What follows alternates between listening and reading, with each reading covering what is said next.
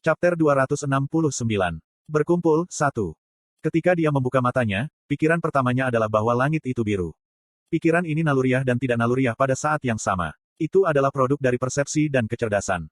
Monster itu menatap langit dengan linglung. Langit biru itu indah, tetapi pikiran pertamanya tidak tampak seperti wahyu.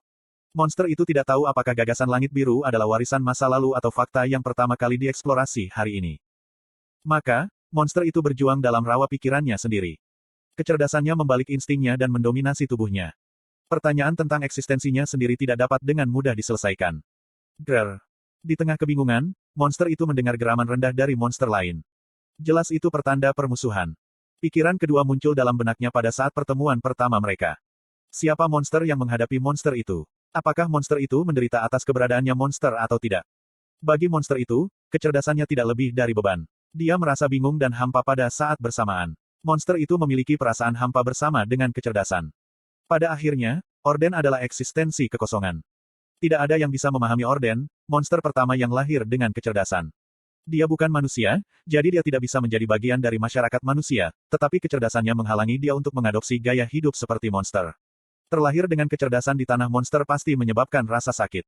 Tetapi Orden tidak pernah berhenti berpikir bahkan di tengah-tengah kekosongan. Dia memperluas jangkauan persepsinya dan melatih kecerdasannya. Dia tidak pernah berhenti mempertanyakan perasaan dirinya. Keberadaannya, hidupnya, identitasnya, emosinya, nilai-nilainya. Namun, semakin ia mencoba memahami asal-usulnya, semakin ia merasa hampa. Dia menyadari kekosongannya tidak bisa dihancurkan. Jadi dia secara alami beralih ke manusia. Orden mencari jawaban untuk keberadaannya pada manusia. Dia mempelajari manusia dan perilaku mereka. Sama seperti manusia yang hidup bebas dan alami, Orden juga ingin merasa nyaman dengan keberadaannya sendiri. Lalu, apakah Orden mengerti manusia sekarang? Orden dapat menelan manusia dan melahirkan monster dengan kecerdasan seperti dirinya. Dia bisa berbicara dengan monster yang dia ciptakan. Dan meskipun itu menyenangkan, itu tidak selamanya, dan pada akhirnya dia selalu menyadari keingintahuannya tidak dapat dipenuhi. Orden menginginkan jawaban. Karena, intelijen, semula milik manusia, ia menganggap manusia adalah kunci untuk jawaban yang telah ia cari. Orden ingin menghancurkan umat manusia untuk alasan yang tepat itu. Jawabannya akan mengungkapkan dirinya secara paling dramatis pada saat kepunahan umat manusia. Pada akhirnya, tujuan Orden bukanlah untuk menaklukkan atau memerintah atas manusia. Keinginannya bukan dari jenis fisik. Dia hanya ingin memahami dirinya sendiri. Orden, sebagai Raja Monster, berusaha memahami manusia, dan tentu saja, dirinya sendiri. Pikiran masa lalu terus bertahan. Tok, tok. Tiba-tiba, suara langkah kaki kecil memotong jalur pemikiran Orden. Orden membuka matanya untuk menemukan seorang anak kecil di depannya. Seorang gadis yang sudah mati sekali. Orden telah menelan tubuh gadis yang mati itu, merekonstruksi dirinya di dalam dirinya sendiri dan membiarkannya keluar dari mulutnya. Begitulah cara anak ini hidup kembali. Tentu saja, dia tidak sama dengan sebelumnya. Apa yang kamu lakukan di sini? Orden bertanya, dan anak yang ketakutan itu menjawab, ayah menyuruhku bersembunyi. Dia mengatakan tempat ini adalah yang paling aman. Petik 2. Oleh, ayah, yang dia maksud adalah Park Han-ho, manusia paling berguna dari semua manusia yang dia yakini bersumpah setia kepadanya. Orden mengumumkan dengan dingin, kembalilah ke ayahmu. Tetapi anak itu tidak bergerak. Dia tidak tahu apakah dia takut atau tidak. Orden menatap anak itu dengan sedikit ketidakpuasan. Petik 2. Anak itu membuka mulut seolah-olah dia ingin mengatakan sesuatu, hanya untuk ragu-ragu. Ketidaksabaran membuat Raja menjadi lebih baik. Jika Anda memiliki sesuatu yang ingin Anda katakan, katakan saja. Hanya saja, ayah sedang bertarung sekarang. Dapatkah kau membantunya? Saya tidak suka kalau ayah terluka. Petik 2. Dia mengajukan permintaan yang berani.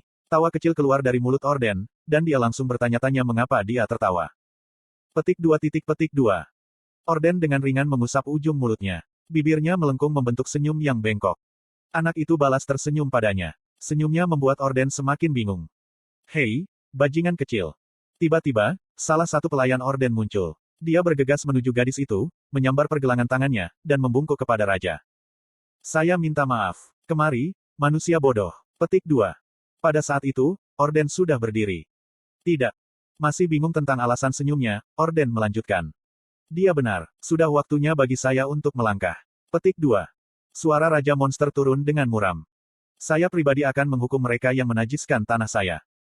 Sinar cahaya misterius dari Battle Cruiser mengangkat kami ke kapal. Kami sekarang berada di dalam kapal, dengan seluruh tampilan interior di depan mata kami. Ini adalah kapal perang Genkelope yang paling kuat. Ini dapat menopang berat hingga 9.000 penumpang dan membawa sekitar 400 jet tempur. Petik 2.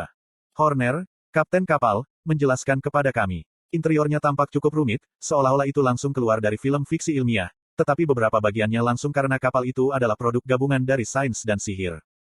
Wow, tapi aku tidak ingat melihat sesuatu seperti ini terakhir kali aku ke sini. Apakah ini baru? Petik 2. Horner mengangguk padaku. Iya nih, itu disebut Genkelion. Ini adalah senjata pamungkas yang dibuat oleh Ai Genkelope, Genvago, dan Ship Commander Steppe. Petik 2. Petik 2. Senjata pamungkas. Iya nih. Horner tersenyum. Kami berencana untuk mengambil kembali tanah air kami suatu hari nanti menggunakan kapal ini. Petik 2. Ah, gelombang. Saya cepat mengerti. Tower Ark telah berakhir, tetapi selama Tower of Wish bertahan, dunia di dalam Tower akan bertahan juga. Lantai 15, melalui pengembangan tanpa batas, sekarang menjadi lantai paling menguntungkan di Tower of the Wish. Dengan kemajuan teknologi lebih lanjut, itu tidak akan lama sebelum mereka merebut kembali tanah air mereka, Genkelope yang jatuh. Yang lebih penting, bagaimana keadaan di bawah? Saya bertanya kepada Horner tentang situasi di medan perang. Sebelum menjawab pertanyaan saya, Horner mengangkat video di udara. Yah, ada banyak monster. Mereka tidak hanya di tanah tetapi juga di bawah dan di atasnya. Tapi kamu tidak perlu khawatir. Genkelion tidak akan dikalahkan oleh monster-monster itu. Petik 2. Keyakinannya meyakinkan saya bahwa keputusan saya untuk membuat booster call adalah yang tepat. Petik 2. Kim Ha-jin. Tiba-tiba, Shin Jong-hak turun tangan. Bingung, dia menatapku dan Horner pada gilirannya dengan ekspresi bingung di wajahnya. Tempat apa ini? Saya langsung menjawab, battle cruiser yang dibangun oleh orang-orang di lantai 15, seperti yang dikatakan Horner. Shin Jong-hak mengerutkan kening. Matanya seakan berkata, tentu saja aku tahu itu. Aku tersenyum. Sekarang sepertinya saat yang tepat untuk mengungkapkan rahasiaku. Aku memiliki seluruh lantai 15. Ini milik saya. Petik 2. Saya telah menyelamatkan EPC-nya satu persatu menggunakan Mystic Key. Saya adalah orang yang mengakuisisi, Genvago, Ai yang mengawasi pengembangan lantai 15, melalui negosiasi saya dengan administrator lantai 7. Saya juga menginvestasikan sejumlah besar TP. Itu semua untuk menjadi pemilik lantai 15. Petik 2. Kamu memiliki lantai 15. Tidak hanya Shin Jong-hak, tetapi juga Ailen, Jin Seyeon, Seo Yongji, dan Yi Yongha menjatuhkan rahang mereka karena terkejut. Agar adil, lantai 15 pasti merupakan dunia fantasi yang dibumbui dengan teknologi magis untuk mereka. Mereka tampaknya bahkan tidak pernah mempertimbangkan kemungkinan bahwa itu milik seseorang. Ya, tapi mari kita bicarakan itu lain kali. Petik 2. Aku mengalihkan pandanganku ke video lagi dan melihat sekelompok jet tempur bergerak dengan panik. Apa itu? Lusinan jet tempur mengejar seseorang. Orang yang terbang di langit ini tampak sangat familiar. Benar, itu Jin Sahyuk. Ini adalah jerami terakhir. Tersesat, atau aku akan membunuh kalian semua. Jin Sahyuk berteriak sambil terus melarikan diri dari jet tempur. Horner menelepon ke suatu tempat untuk memeriksa dan kembali dengan penjelasan. Oh, kupikir dia penjahat yang kamu bicarakan kemarin. Hilang sebelum aku membunuhmu. Jin Sahyuk mengarahkan tombaknya ke jet tempur, tetapi jet, dengan peningkatan spek 50%, bergerak seperti angin dan dengan mudah menghindari serangannya. Para pilot mengejek dan menembakkan laser mereka. Kau bajingan gila, itu menyengat. Persetan, sengatan itu. Aku tersenyum kecil ketika aku menyaksikan Jin Sahyuk bersumpah. Biarkan saja dia pergi. Maaf. Dia baik-baik saja sekarang. Anda tidak harus terlalu keras padanya. Petik 2. Ah, ya, mengerti. Horner memerintahkan jet tempur untuk berhenti, yang segera mereka lakukan. Berikutnya. Ketika saya hendak memberikan perintah berikutnya, Orden tiba-tiba muncul di atap istananya. Berdiri kokoh di tengah-tengah puncak menara. Dia tampak seperti manusia yang agak besar di luar, yang menyerupai singa. Koa. Orden mulai mengumpulkan kekuatan sihir di sekitar tangannya. Aliran kekuatan sihir jelas tidak biasa. Pada titik pertemuan, seberkas cahaya yang luar biasa membentang, menghisap arus udara di dekatnya bersama dengan kekuatan sihir. Itu terlihat berbahaya, pikirku, ketika tiba-tiba aku menerima pemberitahuan tentang perubahan pengaturan cerita. Masalah, bos utama Ark ketiga mati terlalu mudah. Solusi, peningkatan kekuatan Orden. 9.9, 9.9. Saya kehilangan kata-kata. Potensi 9.9. Ini berarti dia sama kuatnya dengan dewa. Petik 2. Horner, apakah mungkin untuk membawa semua sekutu di tanah? Horner dengan serius menjawab pertanyaan serius saya. Ya tentu saja, portal selalu siap digunakan. Petik 2. Kalau begitu tolong bawa mereka sekarang. Kita harus keluar dari sini. Kami tidak cocok untuknya. Petik 2. Saya tidak yakin apa yang Orden rencanakan, tetapi saya tahu kita semua akan mati jika tetap di sini. Rekan penulis, Anda brengsek. Iya Pak. Horner mengangguk dan mengirim portal darurat. Jing. Balok cahaya membentang dari battle cruiser dan menarik para kru pahlawan dan Genkelope ke tanah ke dalam kapal. Jet tempur juga kembali ke hanggar. Saya memesan Spartan untuk mengurus Chameleon Troupe. Pada tingkat pertumbuhan Spartan saat ini, menggunakan Authority of Teleportation adalah sepotong kue. Aktifkan perangkat migrasi antar bintang. Kami melarikan diri sebelum kekuatan sihir Orden meledak melalui Interstellar Migration Device, perangkat ajaib yang memiliki kemampuan untuk melipat dimensi, memungkinkan penggunanya untuk bergerak melalui sejumlah besar ruang dalam satu instan. Koa. Sama seperti ledakan yang dimulai di tangan Orden yang akan membalikkan dunia, Battle Cruiser menghilang dari Afrika dan muncul kembali di Korea. Hari berikutnya di rumah Yoyonha. Asosiasi dan asosiasi Jin gagal mengalahkan Orden dan mundur. Orden menjadi jauh lebih kuat daripada yang asli, dan kekuatannya mengejutkan publik. Asosiasi belajar dengan cara yang sulit bahwa, serangan langsung skala besar bukan cara yang baik untuk menghadapi Orden. Petik 2. Akibatnya, media mulai mendiskusikan kemungkinan, kejatuhan umat manusia. Sementara itu, saya datang untuk mengunjungi Yoyonha bersama Yun Seng-ah dan Kim Suho di sisi saya. Keduanya tampak pucat, masih kaget dengan apapun yang mereka lihat. Kamu bisa memberitahuku sekarang, apa yang Anda lihat? Sepertinya Yoyonha sama jengkelnya denganku, dia menekan keduanya untuk berbicara. Yun Seng-ah perlahan mengangkat kepalanya. Sambil menghela nafas panjang, dia mulai berbicara. Petik 2. Dia hidup kembali. Kembali hidup. Siapa yang melakukan itu? Yun Seng-ah ragu untuk menjawab. Yoyonha dan aku melipat tangan kami dan menunggunya berbicara lagi. Kata-kata yang keluar dari mulutnya saat berikutnya mengejutkan. Putri Hanho Senior. Hah? Siapa? Kali ini, aku bertanya balik dengan kaget. Putri Park Hanho seharusnya sudah mati. Dan bahkan di dunia ini, menghidupkan kembali orang mati tidak mungkin. Apa artinya? Petik 2. Artinya persis apa artinya. Putri senior Hanho masih hidup. Dalam bentuk manusia. Saya ingat mengunjunginya ketika dia berada di rumah sakit dan saya juga pergi ke pemakamannya. Namun. Petik 2. Yun Seng-ah terus menjelaskan. Ketika mereka pergi untuk menyelamatkan para sandera, mereka menemukan Park Hanho telah mengkhianati manusia. Ketika dia bertarung dengan Park Hanho bersama pasukan Genkelope, dia melihat Putri Park Hanho meringkuk di tempat tidur di sudut ruangan, gemetaran. Namun, tak lama kemudian, gadis itu melarikan diri, dan Yun Seng-ah, sementara masih bingung dengan apa yang dilihatnya, dipukul oleh perisai Park Hanho di kepala dan pingsan. Aku tidak tahu apa yang sedang terjadi. Tapi, wajah Yeonhee. Petik 2. Yun Seng-ah membenamkan kepalanya di tangannya. Kim Suho tidak lebih baik. Saya memperhatikan mereka sebelum bangun. Saya menandatangani Yoyonha untuk mengikuti saya, dan dia melakukannya. Apa itu? Tanya Yoyonha. Aku menghela nafas panjang. Tampaknya sekarang adalah waktu yang tepat untuk mengumpulkan bintang 9. Aku ingin bertanya padamu. Bantuan. Jadi tiba-tiba. Petik 2. Yoyonha memiringkan kepalanya dengan ragu. Ya, kami tidak dapat menangani situasi ini sendirian. Kami membutuhkan bantuan dari generasi tua. Petik 2. Hah? Maksud Anda generasi tua? Petik 2. Generasi lama menyelamatkan dunia di masa lalu, dan generasi baru memimpin masa kini. Tapi saya tidak bisa mengatakan bahwa generasi lama diganti. Mereka terlalu kuat. Di era sekarang, hanya Kim Suho, Jin Sahyuk, dan mungkin Aileen dan Chae Na-yun akan menjadi pertandingan melawan generasi tua, dan bahkan itu hanya setelah mereka menyelesaikan pelatihan masa depan mereka. Yoyonha bergumam linglung. Petik 2. Apakah kamu berbicara tentang 9 bintang? Benar, 9 bintang. Kekuatan Orden jauh melampaui imajinasiku. Orden bukan satu-satunya perhatian kami. Tidak banyak waktu yang tersisa. Sudah terlambat jika kita menghubungi bintang 9 setelah keturunan iblis. Kamu bercandakan. Yoyonha tercengang. Bahkan bagiku, sesuatu seperti itu. Cukup ambilkan aku lokasi mereka dan aku yang akan bicara. Oh, aku sudah tahu di mana Heinkes berada, jadi jangan pedulikan dia. Petik 2. Saya menjawab ketika saya bersiap untuk pergi. Tapi Yoyonha menghalangi jalanku. Kemana kamu pergi? Anda belum memberitahu saya tentang lantai 15 dan juga tentang Battle Cruiser di langit. Apa itu? Maksud saya, itu. Lidahnya terpelintir, berusaha berbicara dengan cepat. Yoyonha mengeluarkan batuk kering dan memelototiku. Asosiasi memanggilmu tentang itu. Anda tahu saya menahan mereka, bukan? Petik 2. Ah, aku akan memberitahumu tentang kapal nanti. Saya memiliki banyak hal yang harus dilakukan sekarang. Petik 2.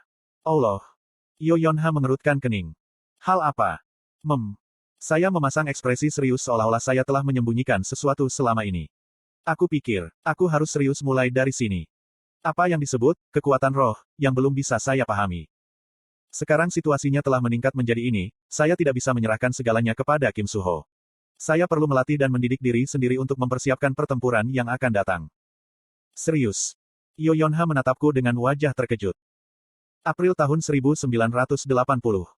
Chae Jochul merasakan alam di tengah-tengah peradaban yang hancur. Ketukan awal, yang berasal dari kehancuran, bisa diraba. Yang abadi melepaskan kehendaknya ke dalam alam, kedua kekuatan itu beresonansi, dan alam melepaskan esensinya sebagai balasan. Esensi naik perlahan dan membentuk sosok tertentu yang segera bergabung dengan Chae Jochul. Dia telah menjadi satu dengan alam. Chae Jochul membuka matanya sebagai penjelmaan alam. Meskipun dia mulai saat matahari terbenam, matahari sekarang berada di atas kepalanya. Seluruh tubuhnya basah karena darah dan keringat. Dia tidak memperhatikan berlalunya waktu atau kerusakan pada tubuhnya. Sekarang satu dengan hijau di sekitarnya, Chae Jochul menyerap kekuatan sihirnya kembali ke dalam. Kuaang. Kekuatan sihir meledak dengan hebat dari dalam, menembus pembuluh darahnya. Chae Jochul mengangkat dirinya. Tubuhnya diwarnai dengan warna virus. Desir. Chae Jochul menyebarkan kipas lipatnya. Esensi alam menyala dari kipas, berputar-putar di udara. Tiba-tiba itu berubah menjadi topan besar yang melanda sekeliling. Api besar berkobar di dalam topan.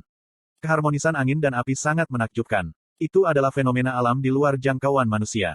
Bencana semacam itu terjadi secara berurutan. Merah, hijau, dan abu-abu berkumpul bersama untuk membentuk pemandangan kehancuran. Semua adalah tampilan besar dari hadiahnya, keabadian multiwarna. Ini belum layu. Pada saat itu, suara lembut mengalir melalui badai ke telinga Chae Jochul. Chae Jochul berbalik. Seperti yang dia tebak dari suara itu, Shin Myung-chul, pemilik Seoul dan orang terkuat di zaman sekarang, berdiri di sana. Chae Jochul menatapnya dengan diam. Aku maksudkan bunga ini, bukan kamu. Shin Myung-chul tersenyum dan mengutak-atik bunga yang jatuh di sisi jalan. Chae Jochul memblokir aliran kekuatan sihir. Tubuhnya yang berasimilasi dengan alam berkurang menjadi tubuh manusia sekali lagi. Kekuatanmu luar biasa, tapi jangan terlalu memaksakan diri. Shin Myung-chul berbicara, tetapi Chae Jochul tidak menjawab. Dia tidak berpikir Shin Myung-chul ada di sini untuk ikut campur dengan pelatihannya. Dia tidak licik seperti itu, hanya santai dan malas. Sambil tersenyum, Shin Myung-chul menjatuhkan dirinya ke tanah. Itu lucu. Biasanya orang yang mencintai alam digambarkan sebagai sentimental. Tetapi satu orang yang paling berhubungan dengan alam sama sekali tidak peka. Satu orang yang paling berhubungan dengan alam. Chae Jochul tahu bahwa Shin Myung-chul merujuk kepadanya. Secara alami, dia menjawab dengan acuh tak acuh. Itu karena alam tidak memiliki perasaan. Alam hanya datang dan pergi, tanpa menuntut empati atau menolak kehancuran. Itu adalah jawaban yang sangat mirip Chae Jochul. Shin Myung-chul tersenyum kecil. Anda akan menjadi pilar suatu hari nanti. Chae Jochul juga tersenyum tetapi hanya canggung, ketika dia mencoba meniru Shin Myung-chul. Ekspresi Shin Myung-chul berubah serius, dan dia bertanya pada Chae Jochul. Dengan cara, kapan kamu akan kembali? Seoul membutuhkanmu sekarang. Chae Jochul menggelengkan kepalanya. Sekarang bukan waktu yang tepat. Dia berencana untuk kembali hanya setelah dia belajar mengendalikan kekuatannya secara lebih alami. Saya melihat. Shin Myung-chul mengangguk dan bangkit dari tempat duduknya. Aku tidak akan mengganggumu. Kirimkan saya surat setelah Anda kembali. Chae Jochul menyaksikan Shin Myung-chul pergi. Shin Myung-chul selalu begitu santai dan elegan. Setiap kali Chae Jochul menatapnya, sudut hatinya berdenyut. Tapi Chae Jochul tidak bisa memberi label pada emosinya. Apakah itu iri, atau iri hati, atau bahkan mungkin kebencian. Dia tidak bisa mengatakannya. Chae Jochul memilih untuk mengalihkan pikirannya ke pelatihan. Dia memejamkan mata lagi dan menjadi satu dengan alam, sedikit lebih baik dalam sinkronisasi kali ini. Suatu hari, 2 hari, 4 hari. Akhirnya, 2 tahun telah berlalu. Chae Jochul sekarang memahami hadiahnya dengan sempurna. Di sisi lain, kemampuannya untuk merasakan emosi semakin memburuk. Dia memanjat gunung dan kembali ke medan perang yang penuh dengan monster. Tapi monster itu sama sekali bukan tandingannya. Dengan lambaian tangannya, topan muncul, dengan gelengan kipasnya, badai dan kilat tercurah, dengan langkah kaki, gempa bumi menyapu monster. Sama seperti manusia memperlakukan semut, Chae Jochul menaklukkan setengah dari Seoul dengan kekuatannya yang luar biasa. Wish. Petik 2. Chae Jochul perlahan membuka matanya oleh angin yang lewat. Di depan matanya bukan pemandangan jauh dari masa lalu tetapi langit-langit mewah. Dihadapkan dengan kenyataan, Chae Jochul menyadari bahwa dia sedang bermimpi. Itu adalah mimpi pertama yang dia miliki dalam waktu yang lama. Namun demikian, ketika Chae Jochul bangkit dari tempat tidurnya, dia setenang biasanya, tidak terpengaruh oleh mimpinya. Dia berdeham, meluruskan pakaiannya, mandi cepat, dan memeriksa jam tangannya. Ada banyak pesan hari ini. Kim Suho ingin berbicara dengan Anda tentang penculikan, gadis otoritas. Ada yang aneh tentang Lady Nayun. Tampaknya dia sudah bertemu Kim Jong-ho. Asosiasi telah meminta pertemuan tentang orden. Yoyonha dari Essence of the Stride ingin bertemu denganmu. Berbagai surat kabar telah meminta wawancara. Tatapan gelap Chae Jochul yang dalam menabrak kalimat satu persatu. Nama, Yoyonha, paling menonjol.